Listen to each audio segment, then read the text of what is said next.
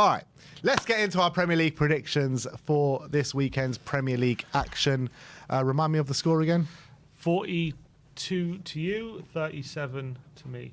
Okay, so the way the scoring works, if you don't know by now, 5 points for a completely correct scoreline, 1 point for a correct result on our star man. Once you pick that man, you can't pick them again for the rest of the season. It's 5 points for a goal, 2 points for an assist. And let's get into the action, starting off with a London derby at the London Stadium. It's West Ham against Chelsea. Me and Sim have gone for the complete opposite scorelines here. Sim has gone for 2-1 to West Ham. Yeah, I've just got a feeling that Lopetegui needs a big win. They haven't started the season too well. But I think there are signs that they can still be quite compact, still quite be good defensively. I know Fulkrug's still injured, but they've still got the likes of Bowen, Somerville, Paquetá, in that front line, Kudus, obviously, who can hurt this Chelsea team. I think Chelsea are really going to go out them. They know under Maresca, I think they only know one way of playing, that's to really attack. They're going to leave space. And I think Bowen and Kudus could really get forward and do well. I thought they got a bit lucky against Bournemouth last time out as well. And I think if they allowed the likes of Bowen and Kudus and these kind of players the kind of space they allowed the Bournemouth forwards, they're going to get punished. And I think Lopetegui is going to kind of soak up pressure, sit deep, and I think Chelsea could get frustrated here. So I've gone for a 2-1 win to West Ham. I actually think Chelsea might have a bit too much for West Ham this weekend. I've gone for 2-1 to Chelsea, and I've been fairly impressed with Chelsea going forward. Obviously, they did get away with it against Bournemouth last weekend, but they seem to be, I think they've played 2 away games so far this season against Bournemouth and against Wolves and come away with 6 points, which is really impressive. West Ham, I don't think they've started the season well or how they expected to start it. With all these new signings coming in, they just haven't really made that much of an impact, and I've been a bit disappointed with the way West Ham have started this season. So I feel like Chelsea are just going to nick this one 2-1. Next up is Aston Villa against Wolves. We've both gone to the same scoreline here in 3-1 to Aston Villa. Villa have started the season on fire. Ollie Watkins is back on the score sheet as well after his slow start to the season, and I feel like Wolves can get a goal out of something, but I think it will be a domination job from Aston Villa, and I think it will be quite convincing. Yeah, I think Wolves are kind of struggling a bit at the moment to contain teams and defend as well as they were last season. They're conceding too many goals at the moment, and I think Villa they'll be on a high after a really good win in midweek against Young Boys in the Champions League. And what's really good for them is they're making changes, and the players that are coming in are making impacts, like John Duran, and they got midfielders coming into the midfield making impacts as well. So it looks as though there's everyone's high on confidence there, and I can just see that I just got a feeling that Villa are going to blitz Wolves in this one. So I've gone for a 3-1 win to Villa. Fulham against Newcastle. Sim has gone for 1-1. Yeah, I can see Newcastle struggling a bit. Apparently Isaac has an injury as well. Oh, is that right? Yeah, he's picked up a toe injury, so he might be out for this weekend. If that's true, I can see them Newcastle lacking a bit of cutting edge without Isaac in the front line. Fulham are always difficult to play against. Craven Cottage have got a decent home record. They don't lose many games there, but are they going to be good enough to win this game with the firepower that they have? I mean, Jimenez did score last game. But is he going to go on a good run of form? Smith Rowe's playing well, but I think both teams are going to cancel each other out here. I can see both teams finding a moment of quality, but it's going to be. I've gone for a 1-1 draw here. It's a funny one, this, because you've gone for 1-1, I've gone for 2-1. The last 2 Newcastle results have been 2-1. The last 2 Fulham results have been 1-1. Yeah, so something's going to have to give. So something's going to have to give. Are you going the Fulham route, or are you going the Newcastle route? I think Newcastle haven't been good so far this season, but they seem to have this knack of just getting over the line and getting the points on the board, and I feel like it will be a similar story at Craven Cottage. I think Newcastle have got a very good record against Fulham over the last couple of years, which is understandable as Newcastle have been a very good team, but they were off form for large parts of last season, and they did get, I think, 2 wins or maybe a win and a draw against Fulham last season. But Fulham, you never know really what you're going to get with Fulham. They're a hard team to predict, to be honest, but they are, again, in that small pitch at Craven Cottage, they do seem to find something against the big teams. And look, I think they'll perform well. I think it'll be a really tight game, but I just think Newcastle will just do enough just to edge the game. Next up is Leicester against Everton. I've gone for 2-2 here. I feel like it's going to be a bit of a ding-dong battle. Everton obviously have gone 2-0 up in their last 2 games, losing 3-2. Leicester went 2-0 up in their last game and drawing 2-2. 3-2 and Leicester 2-2.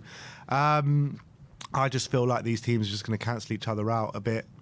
Both teams have been fairly poor, particularly Everton, obviously. Jamie Vardy there, he's been scoring a couple of goals this season, so I can see goals in this, but I just couldn't really pick a winner.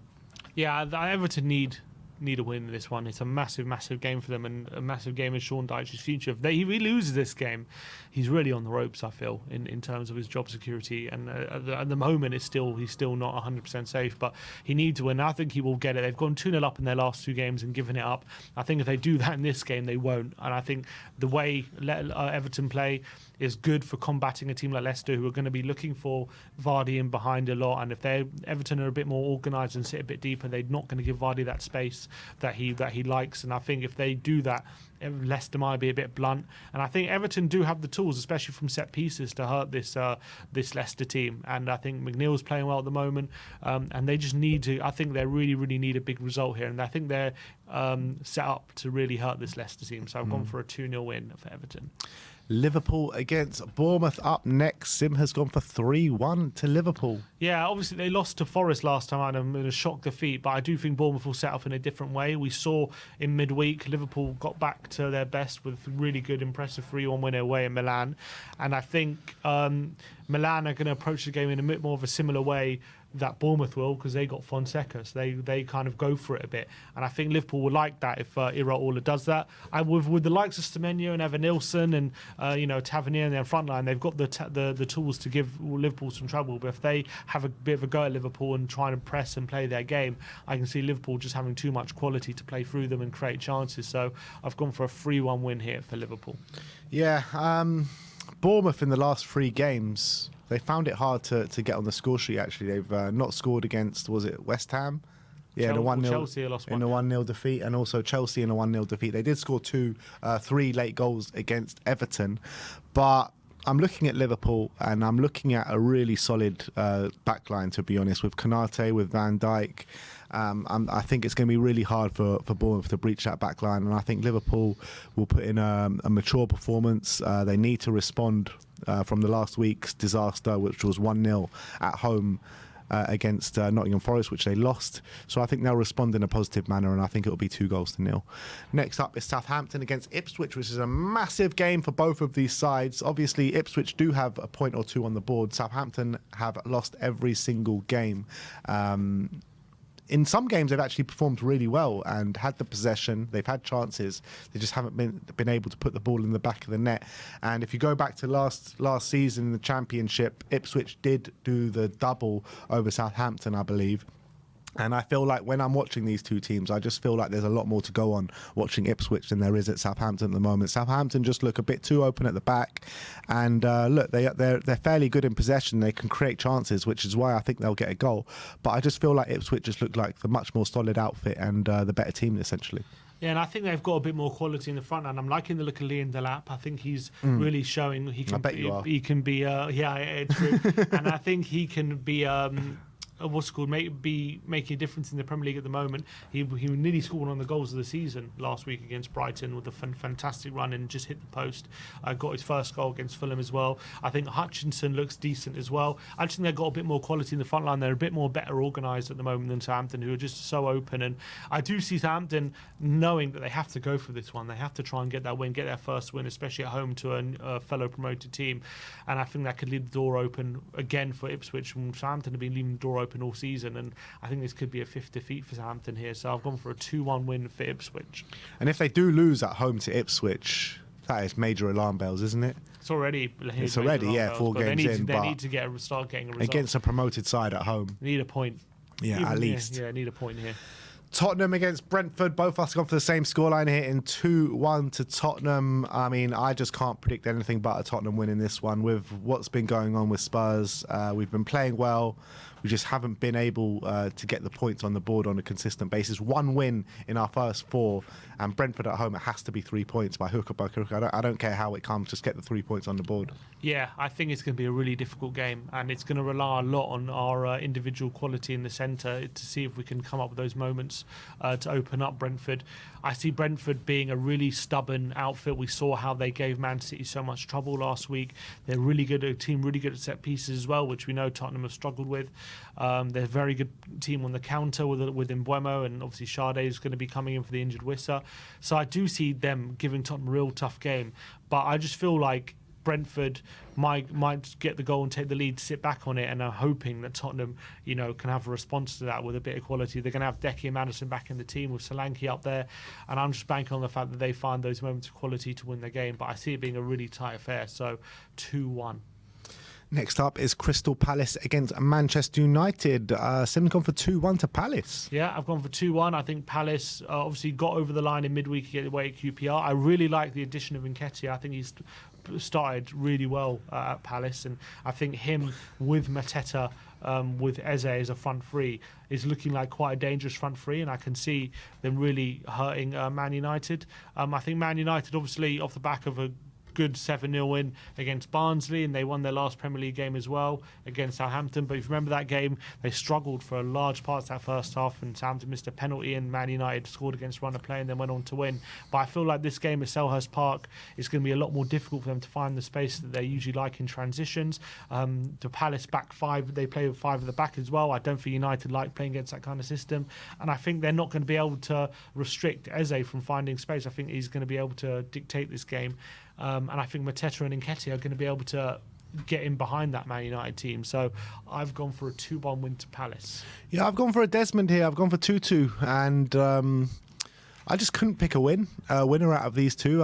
Both these teams, like I mentioned many times, will fancy their chances coming into it. Man United on the back of a 7-0 drubbing of Barnsley in the Cup in midweek, on the back of a 3-0 win against Southampton, which actually in the opening 20 minutes, half an hour, they were outplayed a little bit in that game. But I feel like this game is just going to go in waves. Palace will be on top at some points, Man United will be on top at some points, and I can see goals happening at both ends. And Crystal Palace, last year they seemed to have a bit of defensive solidity about them, but I'm not seeing that to that extent this season. So I think Man United do have players in the front line that can hurt Palace, but I do think the other way around as well, that Palace also have players that can hurt Man United. So I think they're going to split the spoils at 2-2.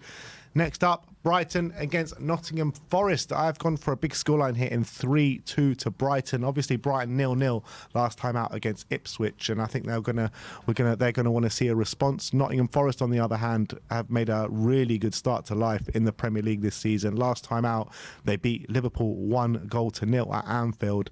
But I just feel like Brighton might have a bit too much for Nottingham Forest. I feel like Forest can catch them on the break with the likes of Hudson-Odoi and Gibbs-White and Elanga, but I feel like Brighton will just be a bit too strong, so 3-2. Obviously, Brighton played in midweek, beating Wolves 3-2, really good win for them.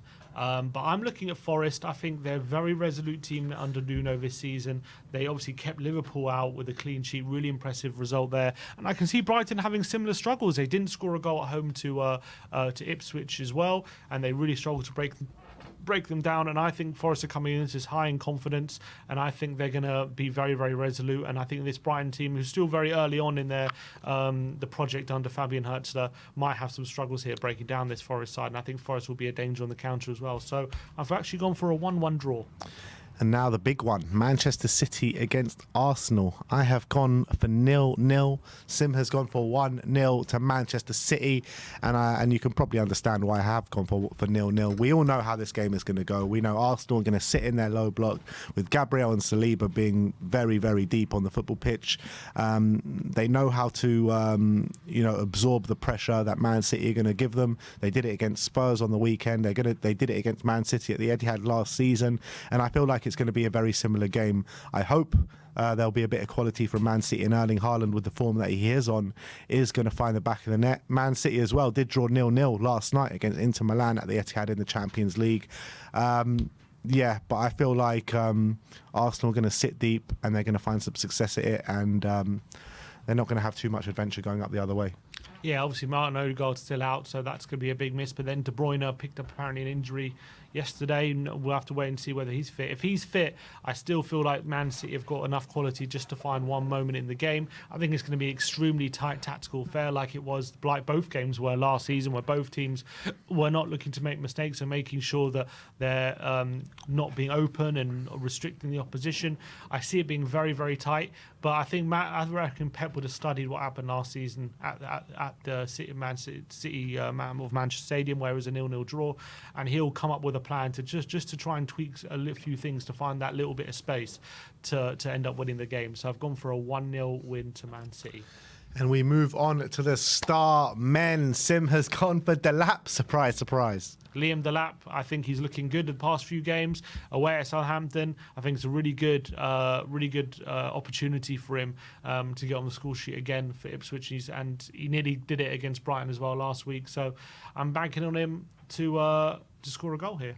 Yeah, I've gone for Dominic Calvert-Lewin against a Leicester side at the King Power. I think Dominic Calvert-Lewin has actually scored 2 goals in his last 2 games, and in a game where we both expect Everton to get a couple of goals, I think he's a threat from set pieces. He's a threat on the break as well. So I think Calvert-Lewin can get a goal this weekend. So I've gone for Calvert-Lewin. Sim's gone for Delap. Those are Premier League predictions going into the weekend.